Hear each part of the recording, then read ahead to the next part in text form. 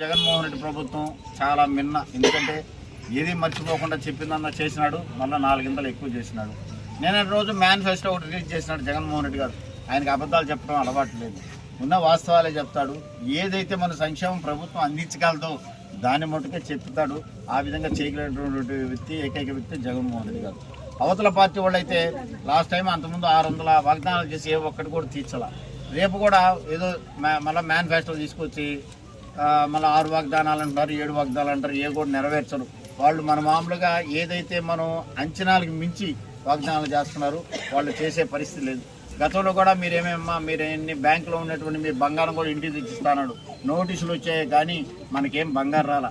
ఒకసారి ఆలోచించండి, వాళ్ళు 5 సంవత్సరాలకు ఒకసారి వస్తారు, మనల్ని బురిడి కొడిచి ఓటేయించుకోవడానికి వస్తున్నారు, కానీ ఈ యొక్క ప్రజా సంక్షేమ అభివృద్ధి పట్టణంలో దేనికి రాదు.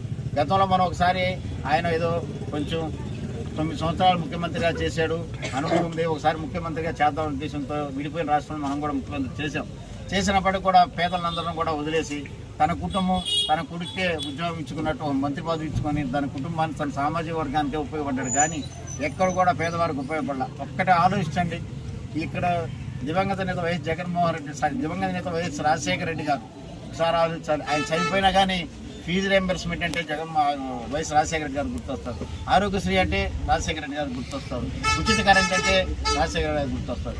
ఇప్పుడు జగనన్న అయితే జగనన్న విద్యా దీవెన, వసతి దీవెన, జగనన్న వచ్చేసి విద్యా కానుక, జగనన్న గోరుముద్ద, నాడు నేడు అయింది జగన్మోహన్ రెడ్డి. ఇటువంటి కార్యక్రమం, ఇటువంటి పథకం ఒకటన్నా చంద్రబాబు పేరు చెప్పుకోవడానికి ఏదన్నా ఉందా? ఒకసారి ఆలోచన. 15 సంవత్సరాలు 14 సంవత్సరాలు ముఖ్యమంత్రిగా చేశాడు, 40 సంవత్సరాలు ఇండస్ట్రీ అంటాడు. ఆయన పేరుని చెప్పితే గుర్తుకొచ్చేటువంటి పథకం ఏదైనా ఉంది ఇప్పటికన్నా పెట్టాడా? సొంత ప్రయోజనం కోసం, సొంత ఇంటి ప్రయోజనం కోసం 2 ఎకరాలు ఉన్నవాడు 5 లక్షల కోట్లు సంపాదించుకున్నాడు, కానీ ఏ పేద విద్యార్థులు కానీ ఏమైనా చదివించిన దాఖలాలు కానీ, పేదలకు సంబంధించిన సంక్షేమం కానీ, పేదలకు సంబంధించిన అభివృద్ధి కానీ ఏది నేర్చుకోవాలా? ఇక్కడ ఏదన్నా కానీ మనకు అభివృద్ధి నేర్చుకోవాలనుకుంటే నల్లపరెడ్డి వాడి కుటుంబం, నల్లపరెడ్డి శ్రీనివాసరెడ్డి మొదలుకొని నల్లపరెడ్డి ప్రసన్న కుమార్ వరకు వాళ్ళని మనం ఇప్పుడు 9 సార్లు గెలిపించాం, 10 సార్లు గెలిపించడానికి మనందరం కూడా సిద్ధంగా ఉన్నాం. ఈరోజు కూడా కష్టపడి పనిచేస్తా ఉన్నాం. కాబట్టి ఎవరెవరో వచ్చేసారో, మరి రాజకీయ అనుభవం లేనటువంటి వాళ్ళు, రాజకీయానికి చాలా దూరంగా ఉన్నటువంటి వాళ్ళు ఒక్కసారిగా డబ్బు సంపాదించుకొని మరి కోవూరు నియోజకవర్గంలో గతంలో 4 సంవత్సరాలు ఇన్ఛార్జిగా ఉండేవాళ్ళం పక్కన పెట్టి మరి కొన్ని కోట్ల రూపాయలు చంద్రబాబు నాయుడుకి సీట్ తెచ్చుకొని కొన్ని కోట్లు కుమ్మరిచ్చేసి ఈ యొక్క కోవూరు నియోజకవర్గాన్ని కైవసం చేసుకుంటాం, మేము గెలుస్తామని చెప్పేసి పగటికల్లు కంటా ఉండదు. మరి మనకు అందరూ తెలుసు, ఎవరు కూడా ఇక్కడ ఉన్నటువంటి వాళ్ళు చైతన్యవంతులు. మన రాజపాలెం వాళ్ళు కూడా ప్రతి ఒక్కరు చెప్తున్నారు, ప్రతి ఒక్కరు తెలుసు. ఎవరో వచ్చేసి ఏదో చేస్తారంటే అప్పుడు మనం ఆశపడాల్సిన అవసరం లేదు. నిత్యం మీకు అందుబాటులో ఉంటుండా, నిత్యం మీతోనే ఉంటుండా, మీకు ఏ సమస్య అయినా కానీ నేనే ఇక్కడ నుండి పనిచేస్తా ఉన్నా. 5 సంవత్సరాలకు ఒకసారి వస్తున్నారు, ఒక్కొక్కరు దిగుంటారు ఈ గ్రామానికి ఒకసారి ఆలోచన.